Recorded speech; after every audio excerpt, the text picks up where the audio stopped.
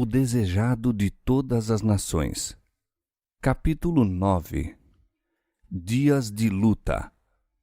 Desde os mais tenros anos, a criança judia era rodeada das exigências dos rabinos. Rígidas regras se prescreviam para cada ato até as mais pequeninas minúcias da vida.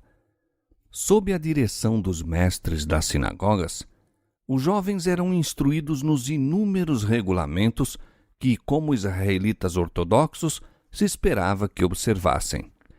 Jesus, porém, não se interessava nessas coisas.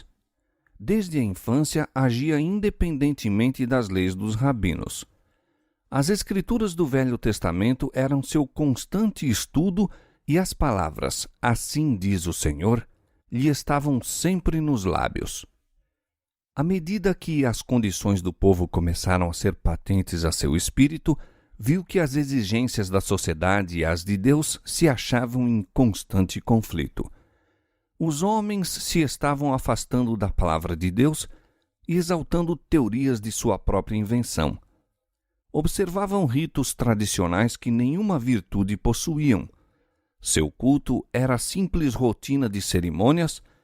As sagradas verdades que se destinavam a ensinar achavam-se ocultas aos adoradores.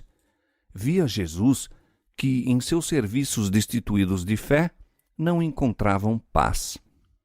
Não conheciam a liberdade de espírito que lhes adviria de servir a Deus em verdade. Jesus viera para ensinar a significação do culto de Deus e não podia sancionar a mistura de exigências humanas com os divinos preceitos. Não atacava os preceitos ou práticas dos doutos mestres, mas, quando o reprovavam por seus próprios hábitos simples, apresentava a palavra de Deus em justificação de sua conduta. Por todos os meios brandos e submissos, procurava Jesus agradar àqueles com quem estava em contato. Por ser tão amável, nunca estorvando a ninguém, os escribas e anciãos julgavam que seria facilmente influenciado por seus ensinos. Insistiam com ele para que aceitasse as máximas e tradições que haviam sido transmitidas dos antigos rabis, mas Jesus pedia para as mesmas a autorização da Santa Escritura. Estava pronto a ouvir toda a palavra que sai da boca de Deus. Não podia, entretanto, obedecer às invenções dos homens.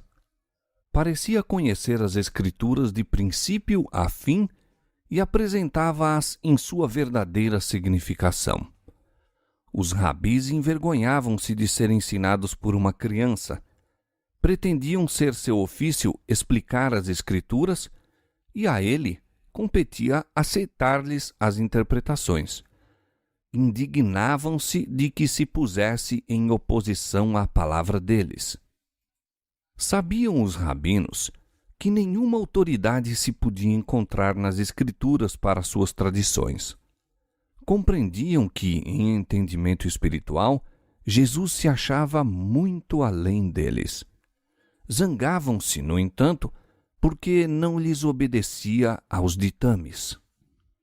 Não podendo convencê-lo, buscaram José e Maria expondo-lhes sua atitude de insubmissão.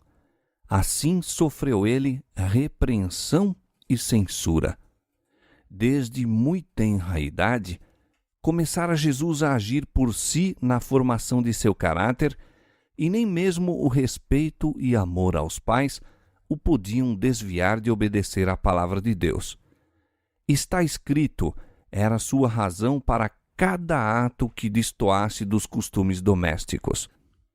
A influência dos rabinos, porém, tornou-lhe amarga a vida. Mesmo na mocidade, teve que aprender a dura lição do silêncio e da paciência no sofrimento. Seus irmãos, como eram chamados os filhos de José, tomavam o lado dos rabinos. Insistiam em que a tradição deveria ser atendida como se fossem ordens divinas. Consideravam até os preceitos dos homens como mais altos que a palavra de Deus e ficavam sobremaneira aborrecidos com a clara penetração de Jesus em distinguir entre o falso e o verdadeiro. Sua estrita obediência à lei de Deus condenavam como obstinação. Ficavam surpreendidos do conhecimento e sabedoria que revelava em suas respostas aos rabis. Sabiam que não receberam instruções dos sábios e, no entanto, não podiam deixar de ver que era para eles um instrutor.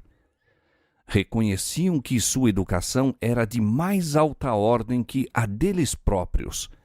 Não discerniam, entretanto, que havia tido acesso à árvore da vida, fonte de saber para eles desconhecida. Cristo não tinha espírito de exclusivismo e escandalizara especialmente os fariseus por se afastar a esse respeito de seus rígidos regulamentos. Encontrara os domínios da religião cercados de alta muralha de exclusivismo como assunto demasiado santo para a vida diária. Esses muros de divisão, ele os derribou. Em seu trato com os homens, não indagava: qual é seu credo? A que igreja pertence? Exercia seu poder de beneficiar em favor todos os que necessitassem de auxílio. Em lugar de fechar-se numa cela de eremita a fim de mostrar seu caráter celestial, trabalhava fervorosamente pela humanidade. Incutia o princípio de não consistir a religião bíblica em mortificações corporais. Ensinava que a religião pura e incontaminada não se deve manifestar apenas em determinados tempos e ocasiões especiais. Em todos os tempos e lugares, demonstrava amorável interesse pelos homens, irradiando em torno a luz de uma animosa piedade. Tudo isso era uma censura aos fariseus. Mostrava que a religião não consiste em egoísmo e que sua mórbida dedicação ao interesse pessoal estava longe de ser verdadeira piedade.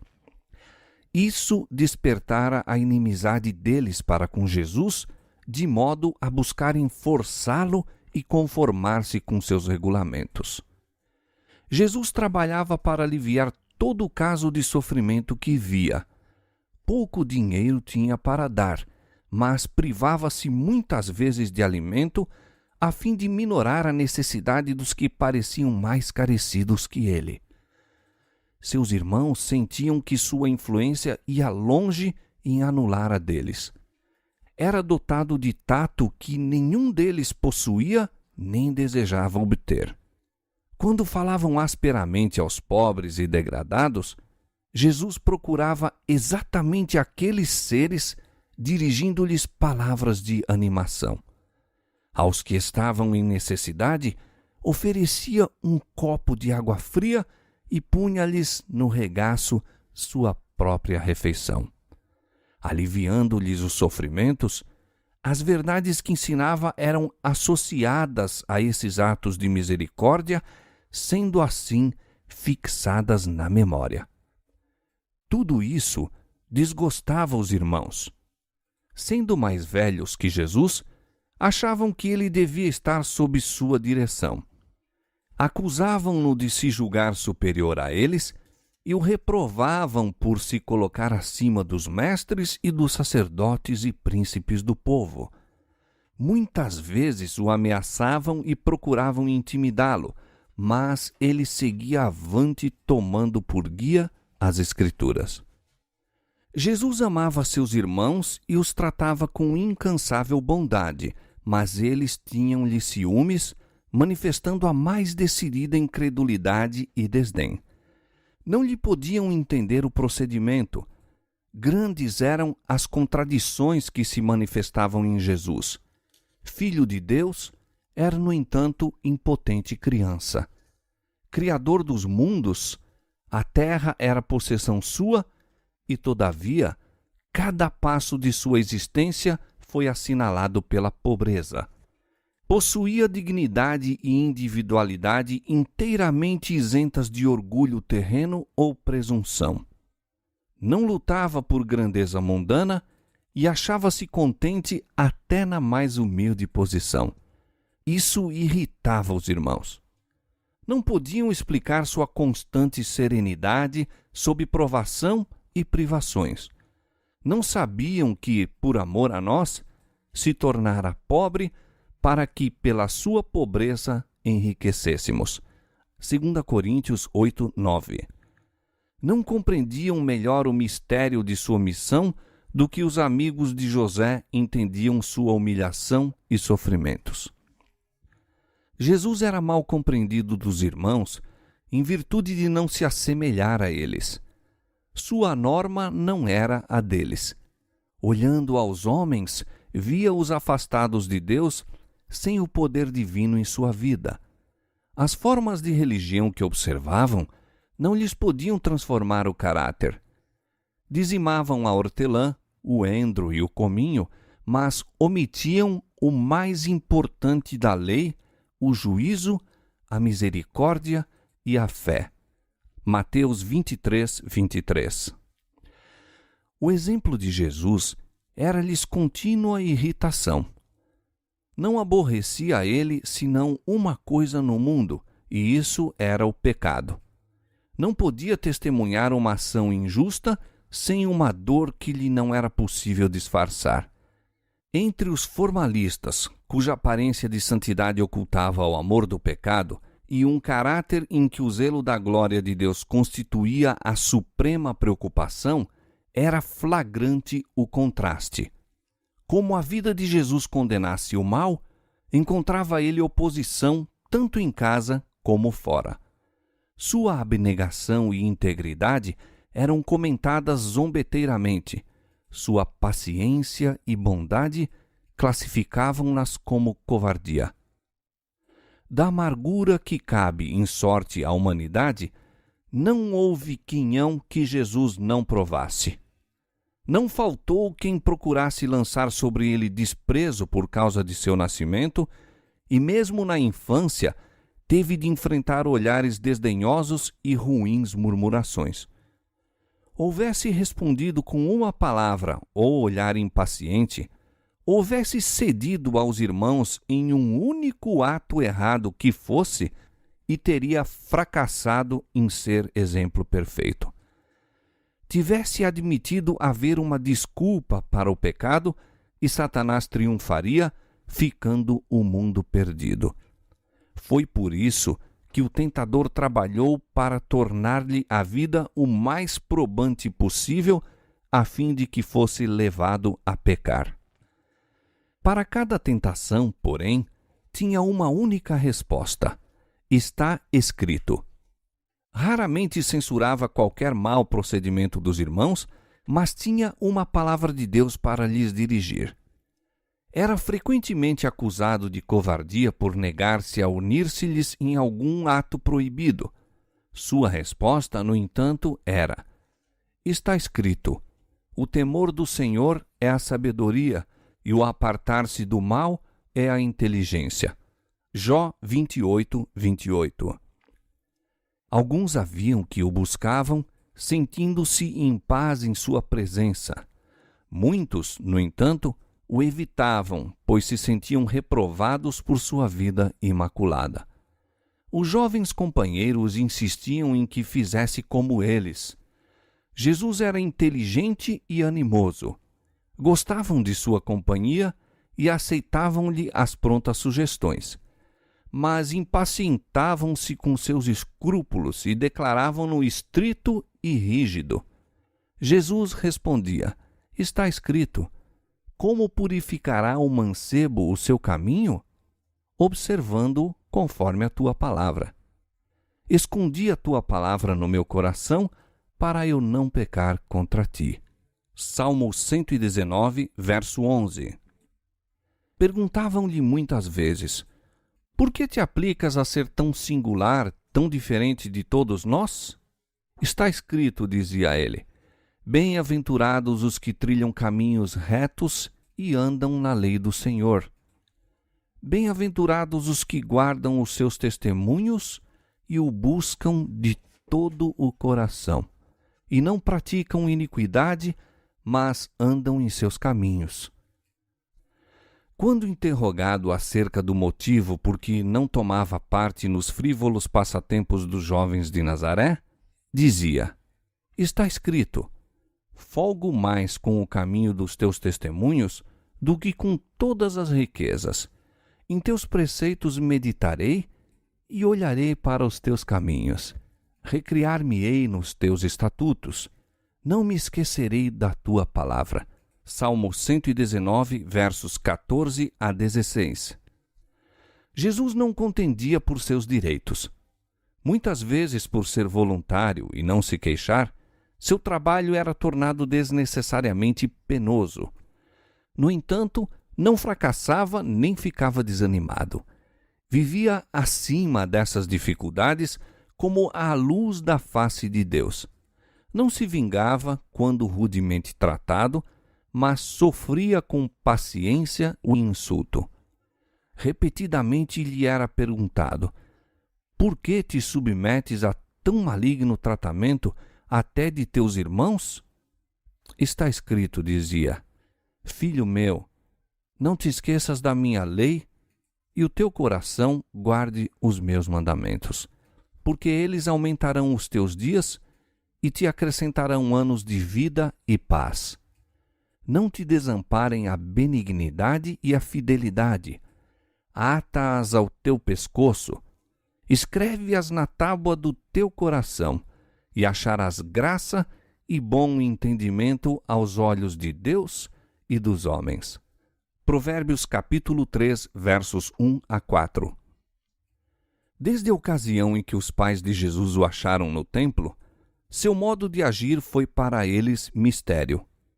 Ele não entrava em discussão, todavia o exemplo que dava era uma lição constante. Parecia como pessoa separada. Sua felicidade encontrava-se nas horas em que estava a sós com Deus e a natureza.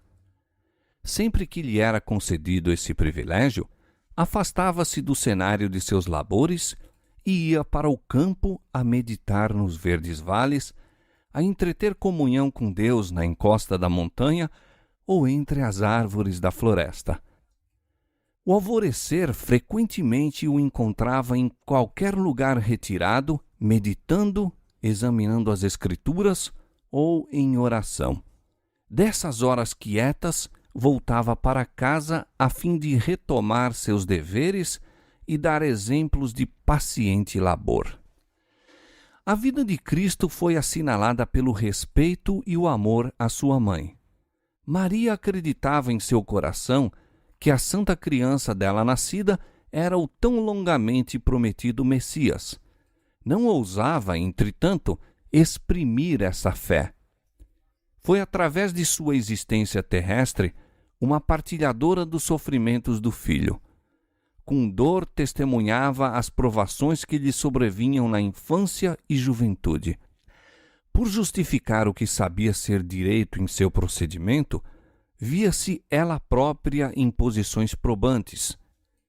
Considerava as relações domésticas e a terna solicitude da mãe em torno dos filhos de vital importância na formação do caráter. Os filhos e filhas de José sabiam isto e, prevalecendo-se de sua ansiedade, procuravam corrigir as atitudes de Jesus segundo norma deles. Maria argumentava muitas vezes com Jesus e insistia em que se conformasse com os usos dos rabis. Ele, porém, não podia ser persuadido a mudar seus hábitos de contemplar as obras de Deus e buscar aliviar os sofrimentos dos homens ou mesmo dos mudos animais. Quando os sacerdotes e mestres solicitavam o auxílio de Maria em dirigir Jesus, ficava grandemente perturbada. O coração tranquilizava-se-lhe, porém, quando ele lhe apresentava as declarações das Escrituras em apoio de seu proceder. Por vezes, ela vacilava entre Jesus e seus irmãos, que não criam ser ele o enviado de Deus. No entanto, abundantes eram as provas de ser divino o seu caráter. Ela o via sacrificar-se pelo bem dos outros. Sua presença criava em casa uma atmosfera mais pura e sua vida era como um fermento operando entre os elementos da sociedade. Inocente e incontaminado, andava ele entre os irrefletidos, os rudes, os descorteses, entre os injustos publicanos, os negligentes pródigos, os iníquos samaritanos, os soldados pagãos, os rústicos camponeses e a multidão mista. Dirigia aqui e ali uma palavra de simpatia ao ver criaturas fatigadas, vergadas ao peso de duras cargas. Partilhava de seus fardos e revelava-lhes as lições que aprendera da natureza acerca do amor, da benevolência e bondade de Deus. Ensinava a todos a se considerarem dotados de preciosos talentos, os quais, se devidamente empregados, lhes adquiririam riquezas eternas. Extirpava da vida toda a vaidade, ensinando também pelo próprio exemplo que cada momento de tempo se acha carregado de resultados eternos, que deve ser apreciado como um tesouro e empregado para fins santos. Não considerava ninguém indigno, mas buscava aplicar a toda a alma o remédio salvador. Em qualquer companhia que se encontrasse, apresentava uma lição adequada ao tempo e às circunstâncias. Buscava inspirar a esperança nos mais ásperos e menos prometedores, dando-lhes a certeza de que se podiam tornar irrepreensíveis e inocentes, adquirindo caráter que demonstraria serem eles filhos de Deus. Encontrava frequentemente pessoas que haviam flutuado à mercê de Satanás e não possuíam forças para romper-lhe as malhas. A essas almas, desanimadas, enfermas, tentadas e caídas, Jesus costumava dirigir palavras da mais terna compaixão, palavras cuja necessidade era sentida e que podiam ser apreciadas. Outros deparava ele que se achavam empenhados em renhida luta contra o adversário das almas. A esses animava a perseverar, assegurando-lhes que haviam de vencer, pois tinham a seu lado anjos de Deus que lhes dariam a vitória. Aqueles a quem assim ajudava convenciam-se de que havia alguém em quem podia confiar plenamente. Ele não trairia os segredos que lhe desafogassem nos compassivos ouvidos. Jesus era o médico do corpo da mesma maneira que o era da alma. Interessava-se em todos os aspectos de sofrimento que se lhe apresentavam e proporcionava alívio a todos, havendo em suas palavras o efeito de um bálsamo suavizador. Ninguém podia dizer que se houvesse operado um milagre, mas virtude, o poder curativo do amor, dele saía para os enfermos e aflitos. Assim, de maneira discreta, trabalhava pelo povo já desde a infância, e foi por isso que, ao começar seu ministério público, tantos havia que o escutavam alegremente. Todavia, Jesus atravessou sozinho a infância, a mocidade e os anos varonis. Em sua pureza e fidelidade, pisou sozinho o lagar e do povo ninguém havia com ele. Carregou o tremendo peso da responsabilidade pela salvação dos homens. Sabia que, a menos que houvesse decidida mudança nos princípios e desígnios da raça humana, todos estariam perdidos. Isto era o peso de sua alma e ninguém podia aliviar a carga que sobre ele repousava. Cheio de ardente propósito, realizou o objetivo de sua vida, a fim de servir de luz aos homens.